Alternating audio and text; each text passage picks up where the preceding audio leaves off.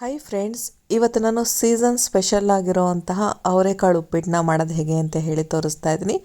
First ನಾನಿಲ್ಲಿ ಅವರೆಕಾಳನ್ನ ತೊಗೊಳ್ತಾ ಇದ್ದೀನಿ. ನಾನಿಲ್ಲಿ 3.5 ಕಪ್ನಷ್ಟು ಅವರೆಕಾಳನ್ನ ತೊಗೊಂಡಿದ್ದೀನಿ. ನಾವು ರವೆ ಎಷ್ಟು ಬಳಸ್ಕೊತೀವೋ ಅಷ್ಟೇ ಅವರೆಕಾಳು, ಮತ್ತು ನಾನು ಸ್ವಲ್ಪ ಜಾಸ್ತಿ ಹಾಕ್ಕೊಳ್ತಾ ಇದ್ದೀನಿ. ನೀರನ್ನ ಕೂಡ ಅಷ್ಟೇ 3 ಕಪ್ನ ರವೆ ಹಾಕಿದ್ರೆ 6 ಕಪ್ನಷ್ಟು ಇಲ್ಲಿ ನೀರನ್ನ ಹಾಕ್ಕೊಳ್ತಾ ಇದ್ದೀನಿ.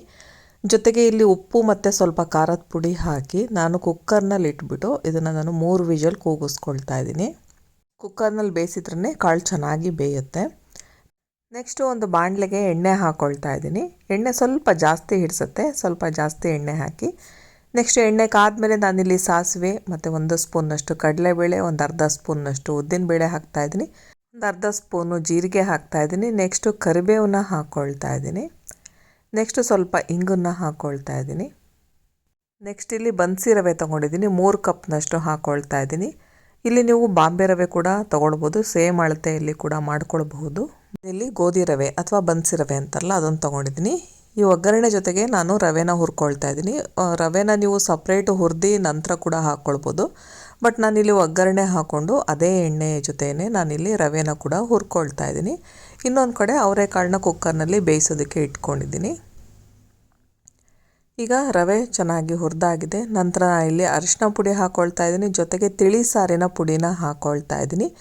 ನೀವು ಮನೆಯಲ್ಲೇ ಮಾಡಿರೋವಂತಹ ತಿಳಿ ಸಾರು ಪುಡಿನಾದರೂ ಹಾಕ್ಕೊಳ್ಬಹುದು, ಅಥವಾ MTR ಅಥವಾ ಬೇರೆ ಯಾವುದೇ ಬ್ರ್ಯಾಂಡಿಂದಾದರೂ ರಸಂ ಪುಡಿನ ಹಾಕಿ ನೀವು ಮಾಡ್ಕೊಳ್ಬಹುದು, ಚೆನ್ನಾಗಾಗುತ್ತೆ.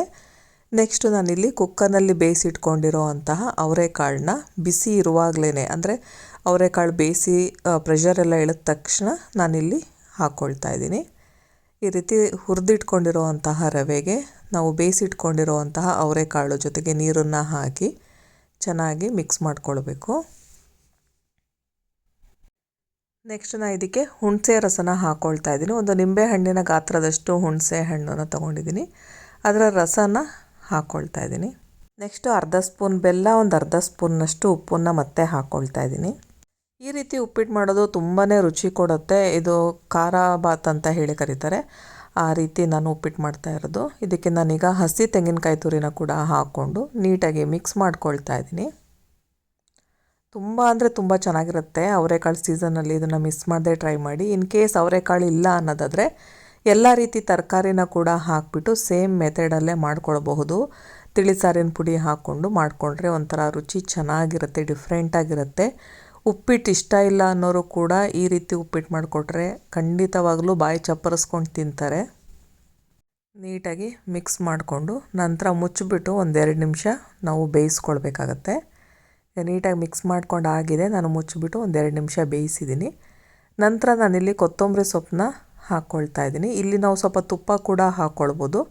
ನೋಡ್ತಾ ಇರ್ಬೋದು ಎಷ್ಟು ಚೆನ್ನಾಗಿ ಉದುರಾಗಿರೋ ಅಂತಹ ಉಪ್ಪಿಟ್ಟು ರೆಡಿಯಾಗಿದೆ ಅಂತ.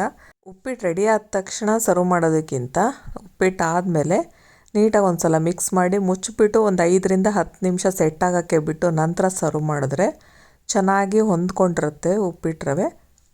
ಹಾಗಾಗಿ ಸ್ಟವೆಲ್ಲ ಆಫ್ ಮಾಡಿ ಮುಚ್ಚಿಬಿಟ್ಟು ಒಂದು 10 ನಿಮಿಷ ಬಿಡ್ತಾ ಇದ್ದೀನಿ. ಈಗ ನೋಡಿ ಉದುರಾಗಿರೋ ಅಂತಹ ಹಾಗೆ ಕಲರ್ಫುಲ್ ಆಗಿರೋ ಅಂತಹ ಅವರೆಕಾಳು ಉಪ್ಪಿಟ್ಟು ರೆಡಿಯಾಗಿದೆ. ನಾವಿದನ್ನು ತುಪ್ಪದ ಜೊತೆ ಸರ್ವ್ ಮಾಡಿದ್ರೆ ಇನ್ನೂ ರುಚಿ ಜಾಸ್ತಿ ಆಗುತ್ತೆ ಅಂತಲೇ ಹೇಳ್ಬೋದು. ಇಲ್ಲೊಂದು 2 ಸ್ಪೂನ್ನಷ್ಟು ತುಪ್ಪನ ಹಾಕಿ ಮಿಕ್ಸ್ ಮಾಡಿಕೊಂಡ್ರೆ ಇನ್ನೂ ಟೇಸ್ಟು ಚೆನ್ನಾಗಾಗುತ್ತೆ. ನಾನು ಇದನ್ನು ಸರ್ವ್ ಮಾಡ್ಕೊಳ್ತಾ ಇದ್ದೀನಿ ತುಪ್ಪ ಹಾಕಿಬಿಟ್ಟು.